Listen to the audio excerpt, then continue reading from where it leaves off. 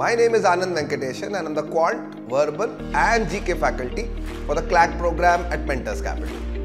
To access a free mock, आपको कुछ नहीं करना है, इस वीडियो के डिस्क्रिप्शन पे जाइए और वहां दिए गए लिंक को क्लिक करके नेक्स्ट स्टेप्स फॉलो कीजिए। हमारे सारे मॉक्स क्वालिटी की गारंटी के साथ आते हैं। ऐसा क्यों? क्योंकि पैटर्न और डिफिकल्टी में ये क्लैट के पास्ट ईयर पेपर्स के जैसे ही रहेंगे। और तो और हमारे पोर्टल पे आपको स्कोर एनालिसिस और डिटेल्ड एक्सप्लेनेशंस भी मिलेंगे। So what are you waiting for? Access your free mock today. GK बहुत ही वास्ट एरिया है और इसकी तैयारी करते वक्त आपका एफिशिएंट होना बहुत ज्यादा जरूरी है। इसीलिए इस सीरीज में हर वीडियो में मैं एक हफ्ते का जीके और उससे रिलेटेड क्वेश्चंस आपके सामने प्रेजेंट करूंगा। मतलब ऑलमोस्ट 45 मिनट्स के इस वीडियो में आपको ऑलमोस्ट 100 क्वेश्चंस गेन हो जाएंगे, जिससे कि आपका नॉलेज सिग्निफिकेंटली इंप्रूव हो जाएगा।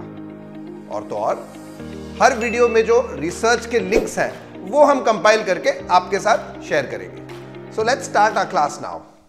हेलो और वेलकम टू दिस वीडियो। आज की वीडियो में हम जून वीक 4 का जीके डिस्कस करेंगे। ये क्लैट के लिए रेलेवेंट जीके होगा। सेशन का फॉर्मेट बिल्कुल सेम रहेगा जैसे यूजुअली करता हूं मैं। First I will June week 4 में जो इंपॉर्टेंट टॉपिक्स है वो मैं लिस्ट आउट करूंगा और फिर हर टॉपिक पे important questions that that can be possibly form वो मैं आपके सामने रखूंगा और डिस्कस करूंगा। Right, correct answers. Right, for every question, every topic that I discuss, I will also be sharing some research links. और वो सब आप access कर सकते हैं। All you need to do is click on the link given in the description for this video और हमारे portal पे आप साइन अप करके इन सब चीजों को एक्सेस कर सकते हैं। Right right, let's get started. Important topics जो मैं आज डिस्कस करूंगा, सेंट्रल फोर्सेस बंगाल में डिप्लॉय किए गए, राजस्थान में वेलफेयर स्कीम्स के बारे में, सेना का फाउंडेशन इवेंट हुआ दो जगह पे, दो फाउंडेशन डे इवेंट्स कंडक्ट हुए। इंडिया के साइंस सेक्रेटरी जो है क्विट करते हैं। G20 का मेंबरशिप प्रपोज किया जा रहा है कि एक्सपैंड किया जाए। यूएस के वीजा पे नए रिस्ट्रिक्शंस इंपोज हुए ऑन सम कंट्रीज। चाइना का banking system and generally what does it mean to bank on China. Gandhi peace prize जो दिया गया 2021 का, सेंटर जो है फूड कॉर्पोरेशन ऑफ इंडिया के परचेज पे एक रिस्ट्रिक्शन डालती है। 72 आवर ट्रूस, सूडान में जो वॉर चल रहा है, जो सिविल वॉर चल रहा है, उस पे ट्रूस कॉल किया गया। मास्टर ऑफ मेलनेस, बेसिकली जेनेटिक्स के बारे में है ये topic. Rock painting in Guntur, काफी फिनोमिनल आर्कियोलॉजिकल डिस्कवरी रही है। अदानी पे जो रिपोर्ट पेंडिंग था उस पे एक अपडेट। क्वांटम कंप्यूटर्स जो आजकल आई थिंक काफी रेलेवेंट टॉपिक है। इंडिया जो है एक कंट्री को शिप डोनेट करती है, गिफ्ट करती है। पीएम मोदी जो है यूएस गए, उनके यूएस विजिट के बारे में क्वेश्चंस देखेंगे। पंजाब में गवर्नर और सीएम के बीच में टसल चल रहा है और काफी सारे स्टेट्स में इंडिया के चल रहा है, सो this is not a big surprise. Cyclone और साइक्लोन जो इंडिया में भी रिसेंटली आई है, उस साइक्लोन में कुछ सरप्राइज एरियाज, कुछ surprise outcomes. And finally delta airlines का एक क्लाइमेट लॉ सूट फाइल किया गया, उस पर अपडेट देंगे। राइट, स्टार्ट करते हैं पहले टॉपिक के साथ। Central forces in Bengal, basically West Bengal election commission, state election commission ने जो है सुप्रीम कोर्ट को मूव किया, directing directing the deployment of central forces in the state, क्योंकि काफी ज्यादा वायलेंस हो रही है। तो पहला सवाल ऑब्वियसली यही है कि ये कौन से इलेक्शंस हैं जिसको लेकर के ये डिप्लॉयमेंट की बात चल रही है बंगाल में। वेस्ट बंगाल की चीफ मिनिस्टर का नाम बताइए, वेस्ट बंगाल के गवर्नर का नाम बताइए, because they both were involve in this topic, in this matter. और कौन सा सेक्शन है सीआरपीसी का जो एग्जीक्यूटिव मैजिस्ट्रेट को, किसी भी स्टेट के एग्जीक्यूटिव मैजिस्ट्रेट को ये पावर देती है कि वो प्रोहिबिट करे gathering of more than 4 person in any area. Right, ये कौन सा सेक्शन है सीआरपीसी का? बहुत पॉपुलर सेक्शन इम्पोज भी होता है बहुत बार कंट्रीज में। एंड फाइनली, कितने स्टेट्स इंडिया के हैं जो 50% रिजर्वेशन देती हैं for women in 3 tier panchayat elections? Right, so answers देखेंगे। Obviously the last question was a give away. Bengal में अभी पंचायत के इलेक्शंस हो रहे हैं in the month of June. June 9 को जो है इलेक्शंस अनाउंस हुए। So this is leading to a lot of violence. Punjab की, सॉरी, वेस्ट बंगाल की जो चीफ मिनिस्टर है वो है ममता बनर्जी, और वेस्ट बंगाल की जो गवर्नर है वो है सीवी आनंदा बोस। सीआरपीसी का सेक्शन 144 जो है पावर देता है एग्जीक्यूटिव मैजिस्ट्रेट किसी भी स्टेट के कि वो इम्पोज करे restriction on more than 4 persons gathering in any place. And finally there are 21 states in India जो पंचायत में 50% रिजर्वेशन जो है वुमेन को देती है, right. So that's a phenomenal achievement, I think most people don't know about. Next topic पे आते हैं। राजस्थान में welfare schemes, chief minister Ashok Gehlot जो है लगे हुए हैं, काफी सारे पॉलिसीज, काफी सारे ऐसे स्कीम्स उन्होंने लॉन्च किए हैं। और इनफैक्ट इसी एक relief camp, inflation relief camp में, और उसका एक दूसरा नाम एक्स भी है, जिसके जिसके बारे में ऑब्वियसली फर्स्ट क्वेश्चन रहेगा। बेनिफिशियरीज को, जो जो भी किसी भी स्कीम के बेनिफिशियरीज हैं, उनको रजिस्टर करने के लिए एक कैंप इन्होंने रखा है, और उनको एक गारंटी कार्ड दिया जाएगा, उसका भी नाम is something that you should be aware of, right. So the questions on this, पहले दोनों क्वेश्चन वही है कि इन इन्फ्लेशन रिलीफ कैंप्स का नाम बताइए जो राजस्थान की गवर्नमेंट ऑर्गेनाइज कर रही है, और जो गारंटी कार्ड देगी किसी भी स्कीम के बेनिफिशियरी को, उस गारंटी कार्ड का नाम बताइए, और उस स्कीम का नाम बताइए जो कांग्रेस गवर्नमेंट राजस्थान की, अशोक गहलोत जी की जो गवर्नमेंट है, उसके उस स्कीम का नाम बताइए जो फ्री फूड पैकेट्स देती है to almost 1 crore families, poor families in the state of Rajasthan. और फाइनली fill in the blanks, basically which scheme launched by the government of Rajasthan provides cashless medical insurance, right। ये भी काफी discuss कर चुका हूं मैं पहले। तो ये कैश प्राइस जो है, कितने लाख रुपए का cash, sorry, cashless medical insurance जो है कितने लाख रुपए का हर फैमिली को दिया जाएगा राजस्थान में इस स्कीम के अंडर, right? तो आंसर्स देखेंगे। ये जो इन्फ्लेशन रिलीफ कैंप्स थे, इनका नाम था महंगाई राहत, और इन इस रिलीफ कैंप में जो भी बेनिफिशियरीज किसी भी स्कीम के आते हैं, उनको एक लाभार्थी गारंटी कार्ड दिया जाएगा, जिससे कि वो which will give them the benefits, allow them to access these benefits, right। और राजस्थान गवर्नमेंट के अन्नपूर्णा स्कीम है, जिसके अंडर फ्री फूड पैकेट्स दिए जाएंगे 1 करोड़ से ज्यादा पुअर फैमिलीज को। और चिरंजीवी हेल्थ इंश्योरेंस स्कीम है, जो राजस्थान गवर्नमेंट ने जो है लास्ट ईयर इनफैक्ट अनाउंस किया था, जिसके अंडर हर फैमिली को, राजस्थान की हर फैमिली को 5 लाख रुपीज का medical insurance free of cost जो है सरकार देती। राइट, नेक्स्ट टॉपिक पे आते हैं। दो सेना डे के foundation events, obviously the two factions जो महाराष्ट्र में जो है स्प्लिट हो गई हैं, उद्धव ठाकरे की एक फैक्शन और एक एक नाथ शिंदे का फैक्शन है, जिन्होंने फाउंडेशन डे, सेना का फाउंडेशन डे सेलिब्रेट किया जून 29 तारीख को, राइट। सो सॉरी, जून 19 तारीख को। So please make a note of that. Questions, well, foundation day celebrate किया है, फाउंडर कौन थे सेना, शिवसेना के? शिवसेना किस साल में फाउंड करी गई थी? On June 19th। And the resignation of which person led to the fall of the of the government in Maharashtra? किस गवर्नमेंट की बात कर रहे हैं? उस गवर्नमेंट का, इनफैक्ट उस कोलिशन गवर्नमेंट थी, उस कोलिशन का एक पर्टिकुलर नाम भी था। तो मार्च 2022 में ये कोलैप्स कर गई, राइट। तो उस कोलिशन गवर्नमेंट का नाम बताइए। And finally next sort of fill in the blank question is कि शिवसेना का नाम और उसका सिंबल, राइट, और स्पेसिफिकली सिंबल क्या है, ये बताना है आपको, which was recently allotted by the election commission to which faction, right? क्योंकि ये टसल इन दोनों फैक्शंस के बीच में चल रही है, राइट। आंसर्स देखेंगे। Well, first question is very easy. Founder of Shivsena is mister Bala Saheb Thackeray, जो अब नहीं रहे हैं। 1966 में इन्होंने स्थापना करी थी शिवसेना की।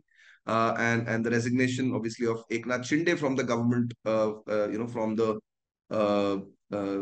from the party Shiv Sena led to obviously काफी सारे एमएलए जो उनके साथ गए, तो महाविकास अघाड़ी का जो गवर्नमेंट था महाराष्ट्र में, वो कोलैप्स कर गया, राइट। और इसका एक बाई प्रोडक्ट था कि जब दोनों फैक्शंस बट गए, एमएलए डिस्ट्रीब्यूट हो गए दोनों सेना के फैक्शंस में, and election commission was forced to decide कि भाई ये चिन्ह, शिवसेना का जो चिन्ह है, सिंबल है, which is the bird and arrow, bow and arrow, sorry, which is the bow and arrow, वो किस फैक्शन को दिया जाए, which eventually decided in favour of the Eknath Shinde group, right. So that's something that happened recently. Next topic, science secretary जो है India के quit करते हैं, उनका नाम बताइए। And he has quit this position, very very surprising, out of turn. उन्होंने in fact 1 साल पहले ही उनके टर्म के खत्म होने के उन्होंने पर्सनल ग्राउंड्स पे अपना रेजिग्नेशन दे दिया, right. So name the current secretary of ministry of science and technology जिन्होंने क्विट किया है। नंबर 2, किस ऑर्गेनाइजेशन में वो वापस जाएंगे? उसी ऑर्गेनाइजेशन से उन्होंने अवकाश लिया था to to play the role of science secretary for India. तो किस ऑर्गेनाइजेशन में वापस जाएंगे? कौन सा डिवीजन है department of science and technology का जो अपॉर्चुनिटीज देता है साइंटिस्ट्स और टेक्नोलॉजिस्ट्स को from the national R&D labs, NGO, field level workers वगैरह, कि वो सोशियो इकोनॉमिक डेवलपमेंट के लिए कंट्री के और disadvantage sections of the population के लिए वो प्रोजेक्ट्स उठाएं, राइट? तो ये कौन सी डिवीजन है जो ऐसा अपॉर्चुनिटी देती है? और कौन सा पॉलिसी था जो यूनियन गवर्नमेंट ने रिसेंटली अप्रूव किया in order to regulate and boost the private sector participation in a particular sector, right? And it's a very very important step that the government has taken. तो इस policy के under कौन सा sector और कौन सी policy थी? And finally who is the current minister, union minister for science and technology, right? तो आंसर्स देखेंगे। जो साइंस के science department of science and technology के, ministry of science and technology के जो चीफ सेक्रेटरी थे उनका नाम डॉक्टर श्रीवारी चंद्रशेखर है। ये CSIR और centre for science and industrial research में एज अ फैकल्टी थे। तो he is gone back to this, sorry not as a faculty, as a researcher थे, and he is gone back there. And the seed division of the department of science and technology, seed जिसका नाम है science for equity empowerment and development.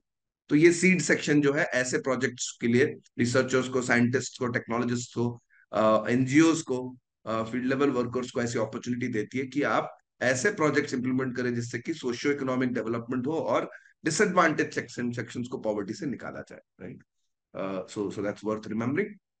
और India का space policy जो है 2023 में announce हुआ था, जिसमें कि भारत सरकार ने जो है इनवाइट किया प्राइवेट सेक्टर की पार्टिसिपेशन को for in the science sector, right, in the space sector, sorry. And this is in fact काफी सारे स्टार्टअप्स भी इसमें शामिल हुए हैं। So that's and it's a topic that we've covered previously also, right? And Union Minister for Science and Technology is Dr. Jitendra Singh. Right, next topic पे आएंगे, G20 का मेंबरशिप।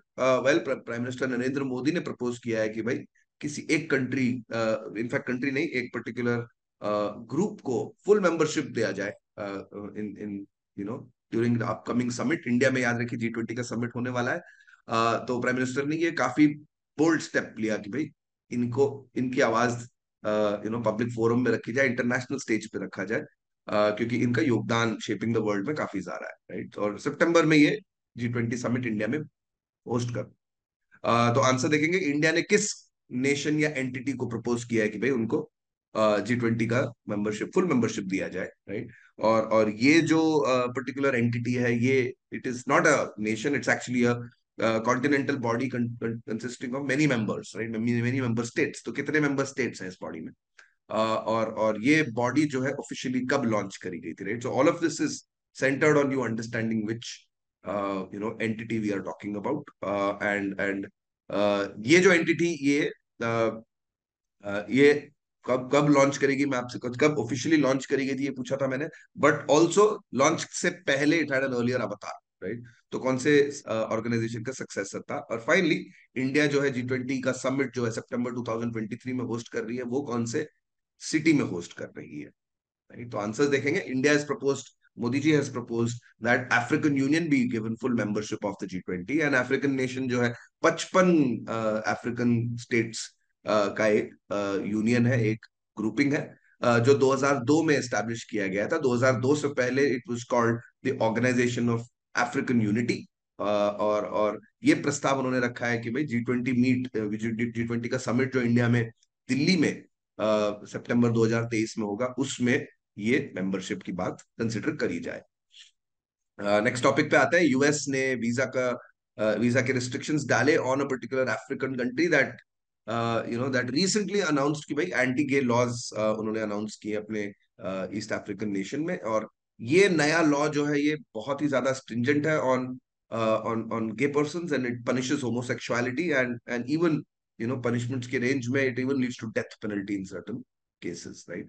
तो इस पे क्वेश्चन देखेंगे, यूएस ने किस देश पे ये restrictions डाले हैं, basically which was the one that which was the nation that has recently imposed anti-gay law, और ऐसा कौन सा देश था जिसने सबसे पहले जेंडर न्यूट्रल पासपोर्ट्स इशू किए थे, right, with the next category?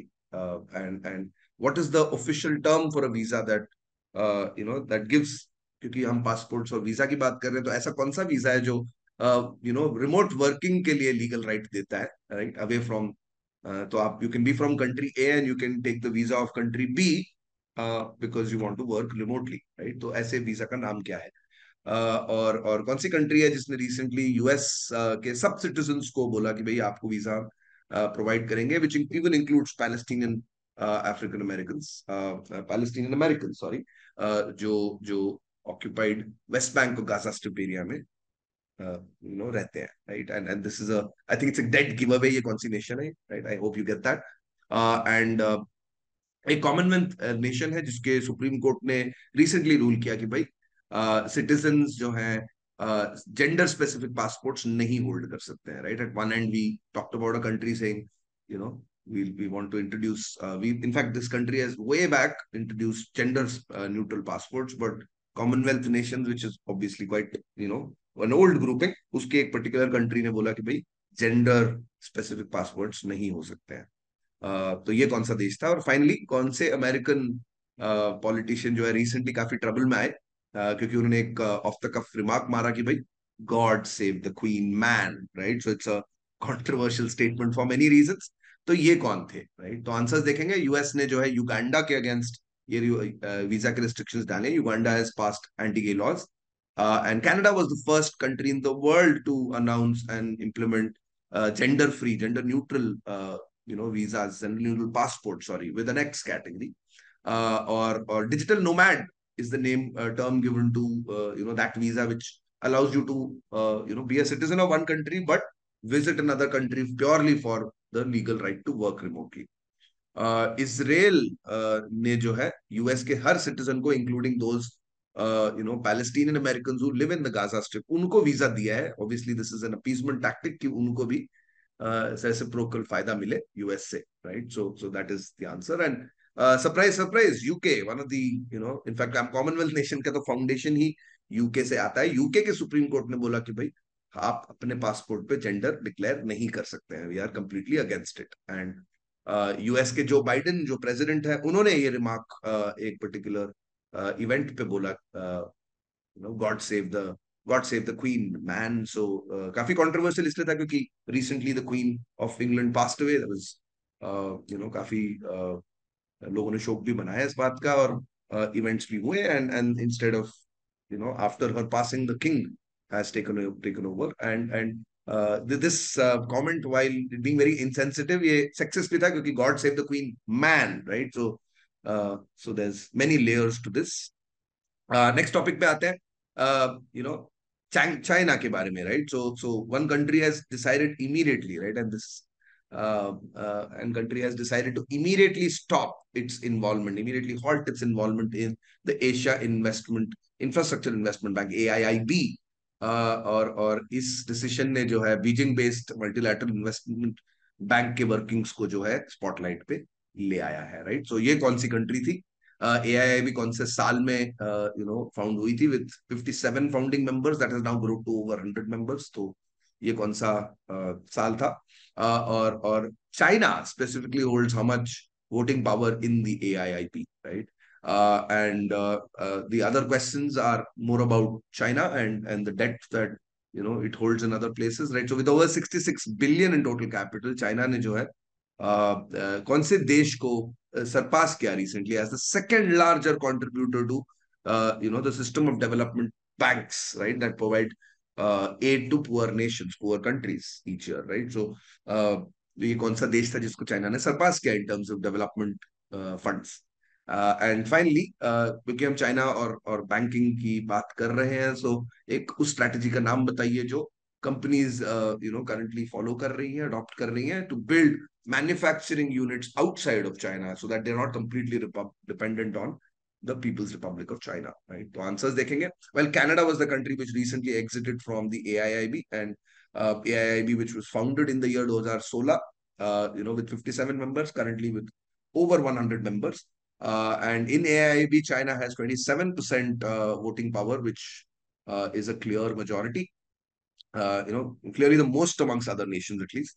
And with $66 billion of commitment of capital, China जो है, it has surpassed the nation of Japan, right? So Japan was earlier making the biggest contribution to development funds, which would be used by other poor nations. And one nation, sorry, China plus one strategy, basically, कि आप China के अलावा एक और nation में अपना manufacturing units बनाए. This is the strategy that most companies are now following, right.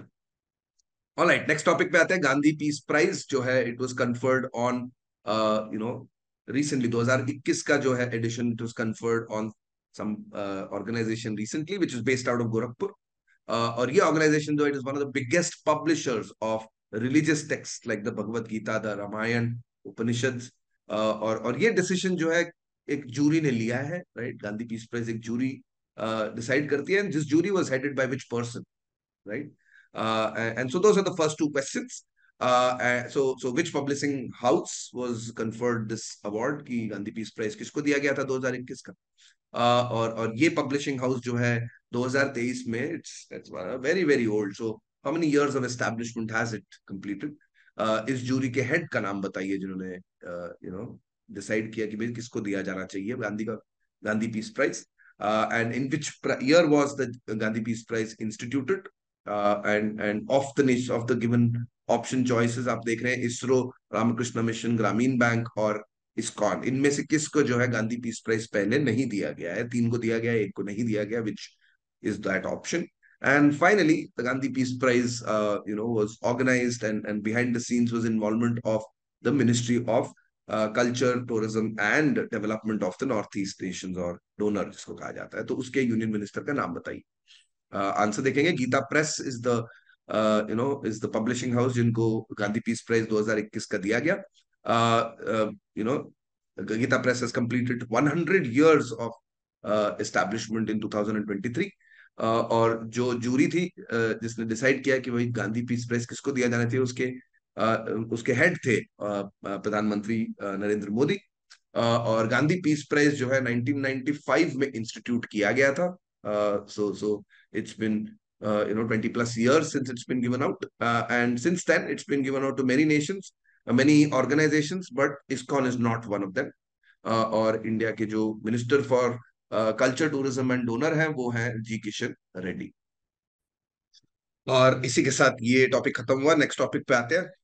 Well, centre जो है फूड कॉर्पोरेशन ऑफ इंडिया के परचेज पे रिस्ट्रिक्शंस डाल रही है, right. In order, so basically open market sale scheme होती है जिसके अंडर स्टेट्स जो है फूड ग्रेन्स परचेज कर सकते हैं, right. And several states, specifically जो नॉन बीजेपी रूल स्टेट्स है, उन्होंने ये बात पब्लिक फोरम में डाला है कि भाई food grains public distribution systems के अंडर इंश्योर करें कि आ जाए, right, which are not covered under the but not covered under which act.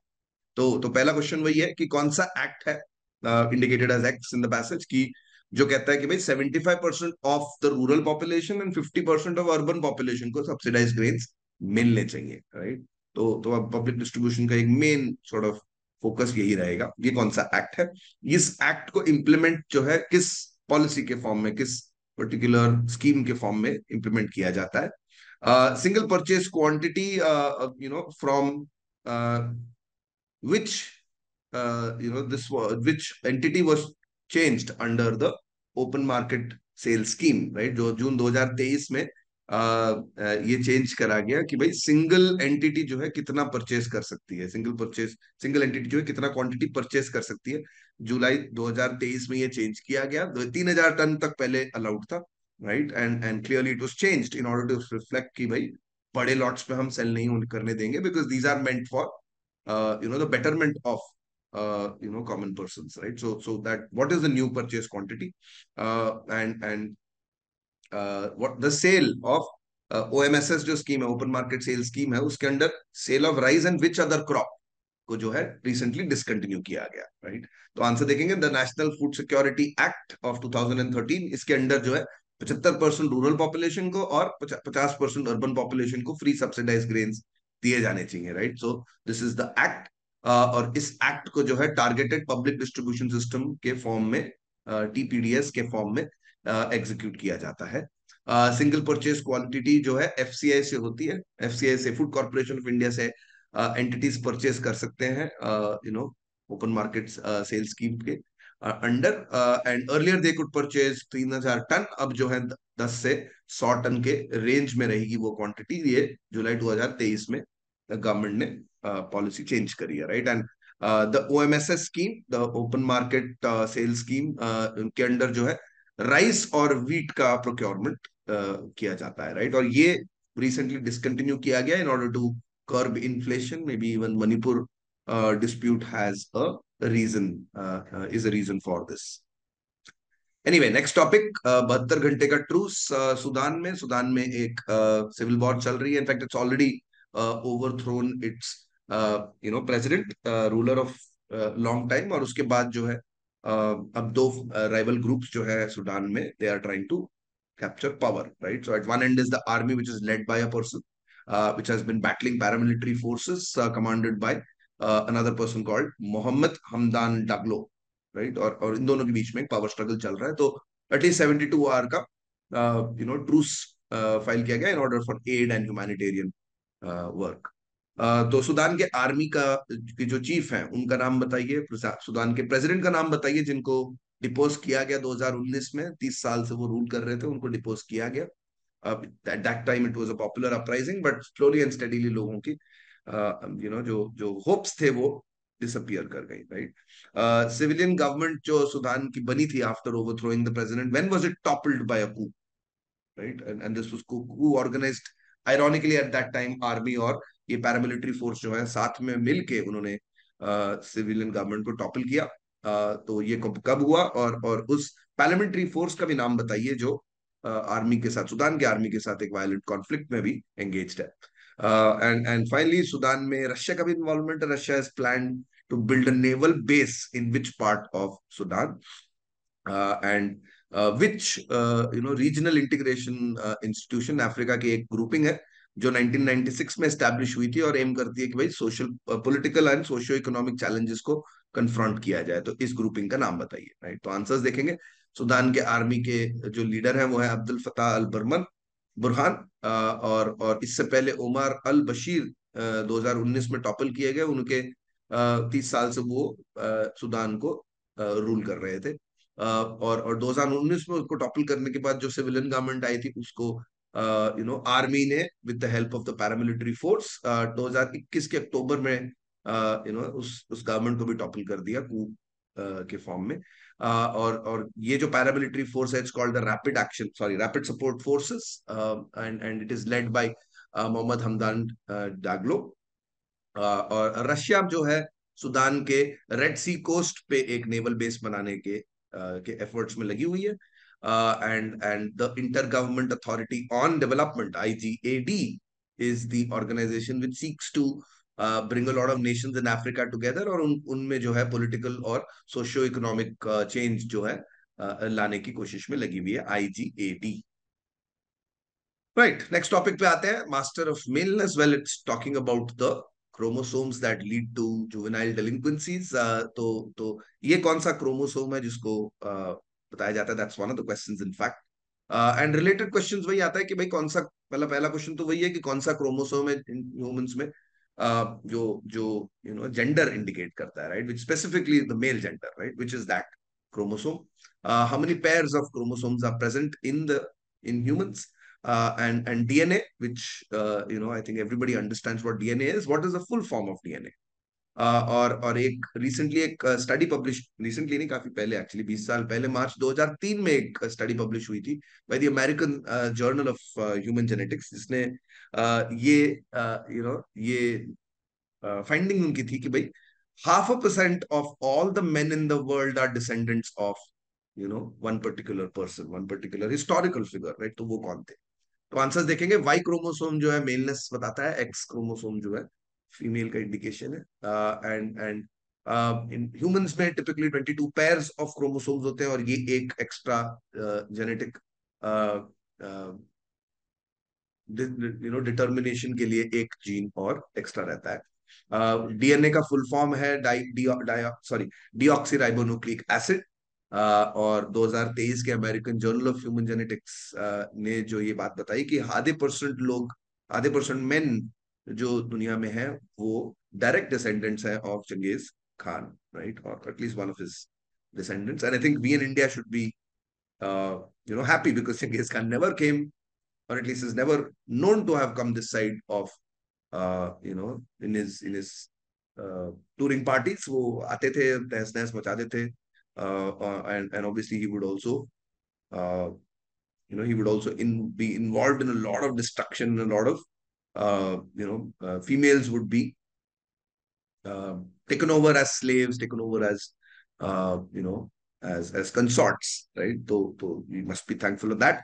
Anyway, moving on. Next topic जो है वो है rock painting in Guntur. Well, एक ASI, archaeological survey of India की एक पर्टिकुलर टेम्पल सर्वे प्रोजेक्ट में एक Mesolithic period की रॉक पेंटिंग डिस्कवर करी गई है। तो ये गुंटूर के विलेज, आंध्र प्रदेश के गुंटूर विलेज में, गुंटूर डिस्ट्रिक्ट में ये पाई गई। तो इस पे क्वेश्चन वही आते हैं कि भाई मीसोलिथिक जो एज कहा जाता है वो मिडिल स्टोन एज के नाम से भी जाना जाता है। It actually lies between which two other periods. और ये जो दोनों पीरियड्स, इनका नाम जो है किसने कॉइन किया था in his work which is 1865 का एक की बुक है called prehistoric time, right? So कौन थे ये जनाब जिन्होंने ये टर्म्स कॉइन किए थे? कौन सी सिविलाइजेशन है इंडिया की जो 5000 बीसीई से 1500 बीसीई तक फ्लरिश करी in the north western part of India? और इस सिविलाइजेशन के दो सबसे फेमस साइट्स हैं, right? Where are they located?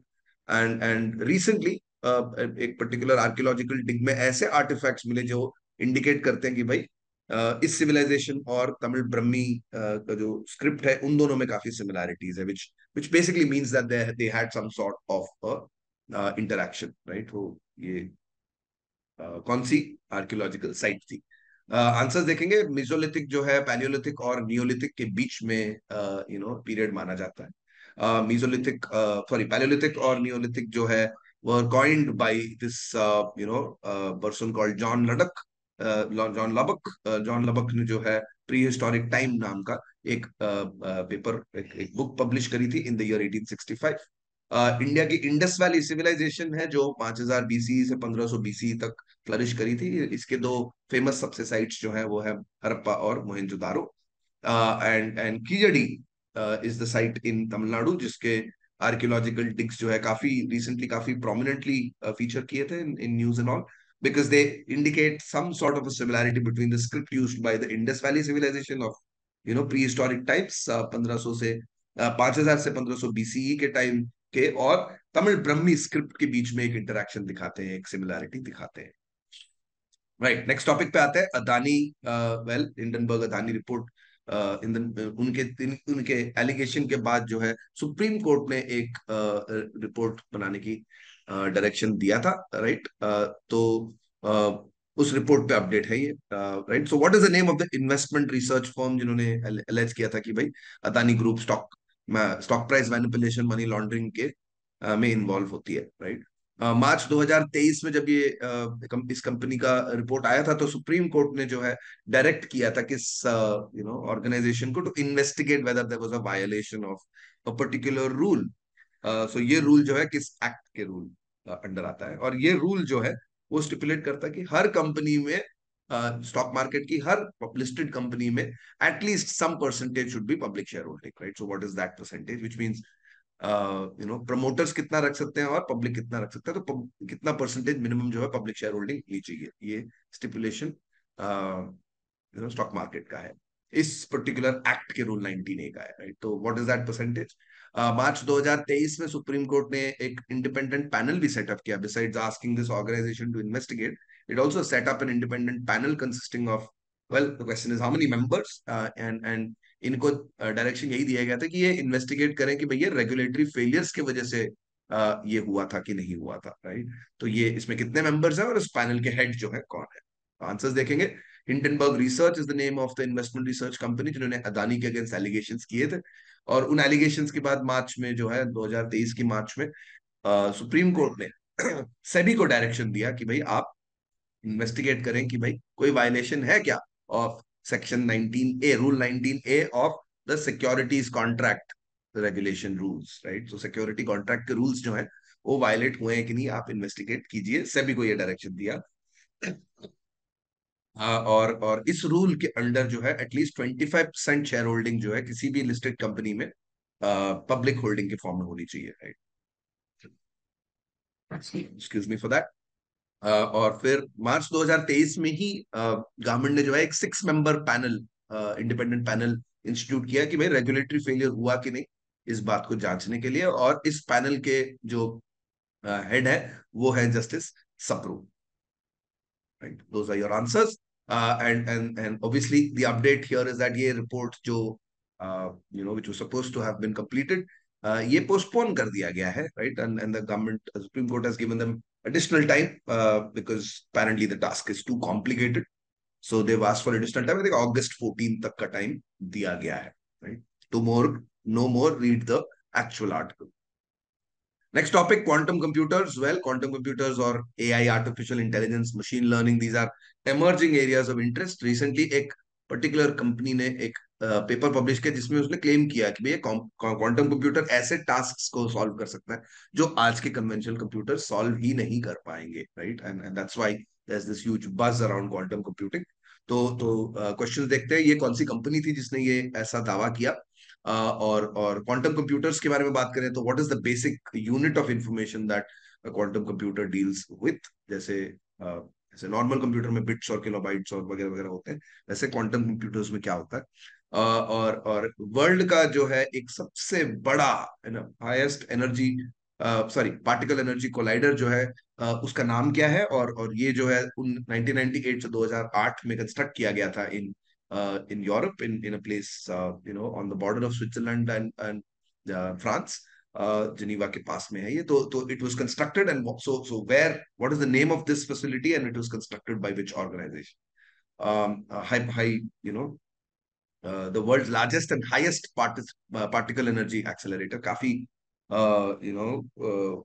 Quantum research के लिए और एज ऑफ यूनिवर्स जानने के लिए और काफी सारे फिनोमिनन इस पर्टिकुलर फैसिलिटी की वजह से अच्छे से हो पा रहे हैं, right? So it's a very very big important sort of location.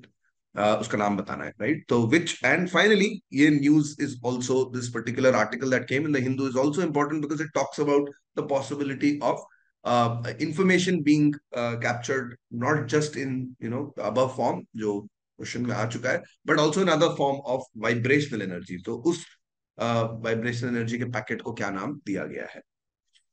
Answers देखेंगे। आईबीएम इज द कंपनी जिन्होंने दावा किया है कि भाई क्वांटम कंप्यूटर्स काफी एडवांस्ड है और कन्वेंशनल कंप्यूटर से ऐसे टास्क कर पाएंगे जो कन्वेंशनल कंप्यूटर्स नहीं कर पाएंगे।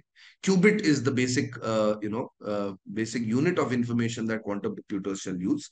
और लार्ज हैड्रॉन कोलाइडर है जो सर्न ने, the European organisation for nuclear research ने एस्टैब्लिश किया था। It took 10 years to build, and this allows for a beam of light to move, 2 photons को इंडिपेंडेंटली आप तकरीबन आई थिंक 20 किलोमीटर का एक इन्होंने ये बनाया है facility. It's an underground tube जिसके अंदर ये फोटॉन्स जो है they are allowed to move at almost 99.99% of the speed of light, and they basically collide and उस कोलिजन को स्टडी करते हैं। और वो कोलिजन अपेरेंटली ऐसे कंडीशंस को सिमुलेट करता है जो हमारे यूनिवर्स के फॉर्मेशन के लिटरली जस्ट बाद कंडीशंस थे, right? So it's well, to put it simply, I think ऐसी बातें करता है जो नॉर्मली आप और मैं एक्सपेरिमेंट्स नहीं परफॉर्म कर सकते हैं, right? So that's the reason why it's very very very very cool, very very important for the scientific community.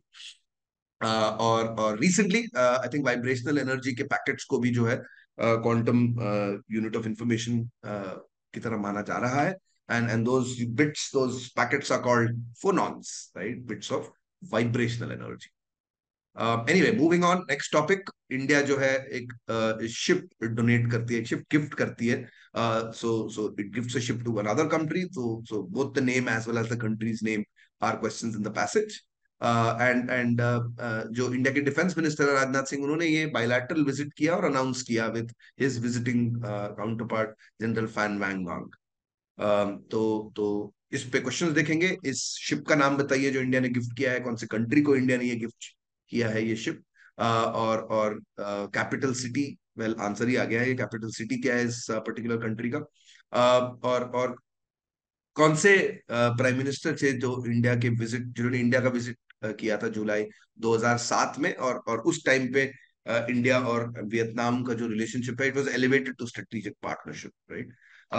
And also 2023 के, right, India Vietnam defence partnership towards 2030, इस पे एक जॉइंट विजन स्टेटमेंट रिलीज किया गया था। कौन से साल में इंडिया और वियतनाम में ये स्टेटमेंट रिलीज किया, और साथों हाथ एक एमओयू भी साइन किया on logistical, mutual logistical support, right, which उसको साइन करने के बाद अब जो है इंडिया ने ये गिफ्ट भी किया है Vietnam, right? And who has been appointed recently as the head, the next chief of the research and analysis wing, RAW, जो popularly known है, right? तो आंसर्स देखेंगे। वेल, इंडिया ने जो है आईएनएस किरपान डोनेट गिफ्ट किया है टू वियतनाम। वियतनाम का कैपिटल जो है हनोई है। और वियतनाम के जो 2007 के टाइम पे प्राइम मिनिस्टर थे, गुयन तागंग, गुयन तागंग, सॉरी, गुयन तान दुंग, जो है जुलाई 2007 में इंडिया आए, और उन्होंने बायलैटरल रिलेशनशिप को जो है स्ट्रेटेजिक रिलेशनशिप में कन्वर्ट किया, एलिवेट किया। और जून 2022 में इंडिया ने वियतनाम के साथ एक mutual you know logistical support के लिए एक एमओयू साइन किया, और India joint statement, vision statement भी रिलीज किया इंडिया वियतनाम के रिलेशनशिप को टूवर्ड्स, पार्टनरशिप को towards 2030, right? So it's a long term sort of strategic partnership. और इंडिया ने जो है नया, इंडिया के रॉ के जो नए चीफ अपॉइंट हुए हैं वो है Ravi Sinha, sorry. All right, so that brings us to next topic. PM Modi जो है यूएस के विजिट पे है, शेड्यूल स्टेट विजिट है, which is I think the third state visit that recently happened. और वो जो है इंटरनेशनल डे ऑफ योगा को लीड भी करेंगे यूनाइटेड नेशंस में on on Wednesday, right, in the month of June, and is also then going to fly to Washington DC for जो main core of visit है उसके लिए, राइट? तो question देखेंगे, इंटरनेशनल डे ऑफ योगा कब मनाया जाता है, और यूनाइटेड नेशंस की जनरल असेंबली में सबसे पहले इसका इंसेप्शन कब हुआ था? इंडिया जो है यूएस, इंडिया के एम्बेसडर टू द यूएस का नाम बताइए। पीएम मोदी जो है 2023, जून 2023 में जो उनका विजिट है, उसके टैंजिबल आउटकम्स जो है किस इनिशिएटिव के लिए, किस इनिशिएटिव के अराउंड सेंटर्ड है? एंड इस आउटकम, इन इस विजिट में एक बहुत बड़ा जो अग्रीमेंट साइन होने वाला है, that is between HAL and a particular company, and this is for को डेवलपमेंट एंड को production of jet engines for the Tejas MK2 fighters, right? So fighter jet के मैन्युफैक्चर, को प्रोडक्शन और को development के लिए गए एक अग्रीमेंट साइन होगा, राइट? काफी एंटिसिपेटेड अग्रीमेंट है। And finally, what is the name of the enhanced strategic and defense partnership जो इंडिया और यूएस के बीच में 2023 के जून में, right, literally last month it was announced, right? So what is that strategic defense partnership called? तो answers देखेंगे। June, international day of yoga is celebrated on June 21st, and it was in 2004 जब UN general assembly में जो है योगा को, 2014 में, sorry, when प्रधानमंत्री मोदी ने जो है इंटरनेशनल डे ऑफ योगा को ऑफिशियली इंसेप्ट किया था in the UN general assembly. India के जो एम्बेसडर टू द यूएस वो हैं तरनजीत सिंह संधू, और प्रधानमंत्री मोदी के लिए one of the main outcomes of this visit are commitments around the ISET, or Initiative for Critical and Crucial and Emerging Technologies.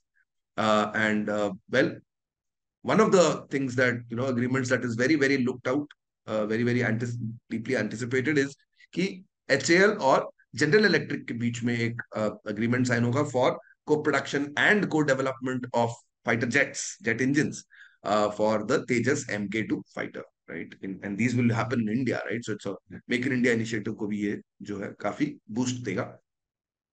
और ये जो है initiative for critical and emerging technologies के अंडर है, right? So I think there's a misprint in the answer showing on the screen. The answer is General Electric. Or Indus X is the name of the strategic and defense partnership between India and US. तो Indus x को भी जो है जून 2023 में announce किया गया था। It's one of those things which can definitely come up in any test, any general awareness exam.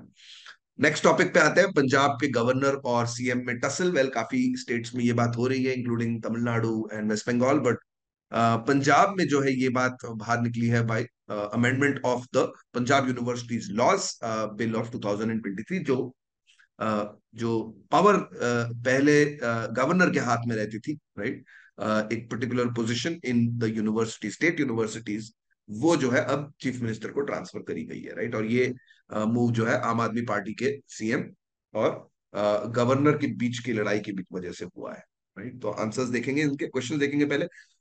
तो ये पावर्स जो है, कौन से पोजीशन के पावर्स जो है अभी चेंज हुए हैं। पंजाब के चीफ मिनिस्टर का नाम बताइए, पंजाब के गवर्नर का भी नाम बता दीजिए, right. And the Sikh gurdwaras amendment bill जो रिसेंटली आई थिंक ये भी पास हुई है 2023 में, this basically was passed by the Punjab Assembly, and it aims to ensure, free to air telecast of which sacred hymn sacred to the Sikhs of Punjab. And finally Punjab assembly ने जो है एक recently resolution भी पास किया कि भाई हमें जो फंड्स मिलने चाहिए, एक पर्टिकुलर फंड के अंदर जो पैसे मिलने चाहिए वो हमें नहीं मिल रहे हैं, right. So they pass the resolution, सरकार ये कौन से फंड की हम बात करें। तो आंसर्स देखेंगे, चांसलर पोजीशन है ऑफ स्टेट यूनिवर्सिटीज, जिनकी अपॉइंटमेंट्स और जिनके पावर्स जो है पहले गवर्नर के हाथ में रहती थी, वो चेंज करके जो है the Punjab university laws amendment bill of 2023, it passes it power on to the chief minister. Chief minister जो है पंजाब के वो है भगवंत मान, और जो गवर्नर है पंजाब के वो है बनवारी लाल पुरोहित। और वेल, गुरबानी को फ्री टू एयर टेलीकास्ट किया जाए, इसी के लिए जो है सिख गुरुद्वारा अमेंडमेंट बिल 2023 में पास करा गया, राइट। ये भी काफी कंट्रोवर्शियल है, because it alleges that earlier this telecast was, Gurbani का जो टेलीकास्ट है वो एक पर्टिकुलर फैमिली और एक पर्टिकुलर मीडिया कंपनी के हाथ में ही रिस्ट्रिक्टेड है, राइट। दैट्स व्हाट द आप गवर्नमेंट अलेजेस। एंड पंजाब गवर्नमेंट ने एक रेजोल्यूशन ये भी पास किया कि भाई रूरल डेवलपमेंट फंड के अगेंस्ट जो पैसे हमारे 3,000+ करोड़ के जो है वो अटके हुए हैं, दे रिलीज नहीं हो रहे हैं by the central government, right. This brings us to the next topic, एक साइक्लोन का सरप्राइज, राइट। सो रिसेंटली एक साइक्लोन आया है, it's been devastating past parts of Gujarat and other states, affecting almost 8 states. सो इस cyclone का नाम बताइए। और सरप्राइज बात इसमें यह है कि इस साइक्लोन ने ऐसे एक स्टेट को भी अफेक्ट किया है, ऑलमोस्ट फ्लड लाइक सिचुएशन ले आया है, which actually receive the least amount of rainfall in the country, right. तो इस स्टेट का नाम बताइए, स्टेट के चीफ मिनिस्टर का नाम बताइए। और इस स्टेट ने रिसेंटली एक बिल पास किया था जुलाई 2023 में, that ensure social security to a particular section of people, right? And so it was a very very big decision, very very unique, जो बिल जो पास किया गया है, ये कौन से किन को जो है ये सोशल सिक्योरिटी देती है, राइट।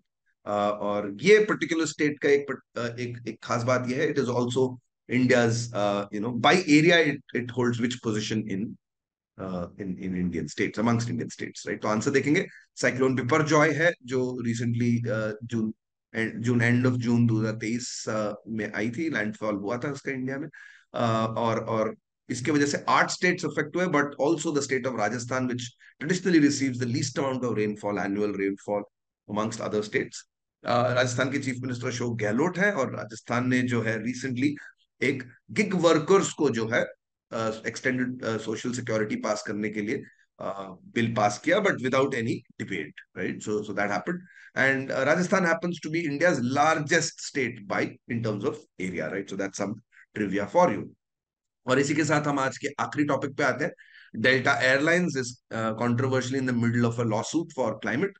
तो बेसिकली 2020 में जो है डेल्टा एयरलाइंस ने अपनी मार्केटिंग करी थी कि भाई we are the world's first carbon neutral airline, and they said we are investing a lot of funds on reducing fuel usage and carbon removal techniques, और रिसेंटली इन क्लेम्स को जो है चैलेंज किया गया in the court, right. California के एक lawyer ने एक लॉसूट फाइट किया against delta airlines company, arguing कि भाई इनके क्लेम्स बिल्कुल बोगस है और मिसलीडिंग है, फॉल्स है, right. So right, so that's the news. Questions? Well, how much money is Delta Airlines supposed to have committed on reducing, on all their initiatives to reduce fuel usage and carbon removal techniques, right? And what is the term given to the various actions that a lot of companies, आजकल काफी सारी companies ऐसा काम कर रही हैं in order to mitigate or remove carbon emissions, right, from the environment, right? So what's the term for that? और ऐसे ही एक सिमिलर केस हुआ था यूरोप में, डच डच कोर्ट में एक airline company, Netherlands based airline company के against एक केस फाइन किया गया था. What is the name of that company and what was the case in matter of what? तो आंसर्स देखेंगे. Well, Delta Airlines supposedly committed $1 billion for reducing its carbon removal and reducing fuel usage. The technical term that Delta Airlines is doing for that is called carbon offsetting. कि भाई एक particular initiative से जो carbon, uh, जो जो जितना carbon emissions हो रहा है, we'll do some activities which will offset the amount of carbon emissions that we produce, right? So that's called carbon offsetting. But I think this is a very misleading figure, because बहुत सारे लोग allege करते हैं कि भाई आपके action, अगर आपका एक्शन नहीं भी हुआ होता तो भी ये क्लाइमेट कार्बन एमिशंस रिडक्शन होते, right? So that's the allegation by a lot of activists. So anyway, the similar case happened in in Netherlands, जब उनके एक बड़े एयरलाइन के एलएम के अगेंस्ट के ये एक लॉसूट फाइल करी गई थी in the matter of green washing, which is again kind of similar, because उनके अगेंस्ट भी एलिगेशन यही थे कि भाई आपके क्लेम्स जो है मिसलीडिंग है, और आप जो है ग्रीन वॉशिंग कर रहे हो, आप लोगों के आप गोइंग ग्रीन का एक मास्क पहन पहन के लोगों को, कस्टमर्स को आप फूल कर रहे हैं, right? So that's the allegation that they made, right? So with that आज के टॉपिक्स, इस वीक के टॉपिक्स जो है समाप्त हुए, right? I hope you like this session. Do give me a thumbs up, do like this video if you manage to watch through till the end. ये सारे के सारे क्वेश्चंस आप रिवाइज कर सकते हैं. All you need to do is sign up on our portal, and there is one more benefit of signing up on our portal. हमारी extremely extremely relevant test series का आपको पहला मॉक फ्री ऑफ कॉस्ट मिल जाएगा. Best test series है market में. Pattern और in fact नया पैटर्न भी आ चुका है क्लैट का. We already moved on to that new pattern. All of our मॉक्स are reflecting of the new pattern. ये अलग अलग सिनारियोज को बिल्ड इन करता है, राइट? टफ क्वेश्चंस भी होंगे, टफ मॉक्स भी होंगे, इजी भी होंगे. हर क्वेश्चन के अगेंस्ट करेक्ट एक्सप्लेनेशन आपको वीडियो फॉर्म में मिलेगा, एंड फाइनली आप अपने एनालिसिस भी कर सकते हैं हमारे पोर्टल पे, right? So many many benefits. All you need to do is click on the link given in the description, and next few steps, sign up steps आप कंप्लीट करेंगे तो आपको mock free of cost access करने को मिलेगा, right? So do claim your free mock. I hope to see you in my next video. Till then, wish you all the very best and happy studying.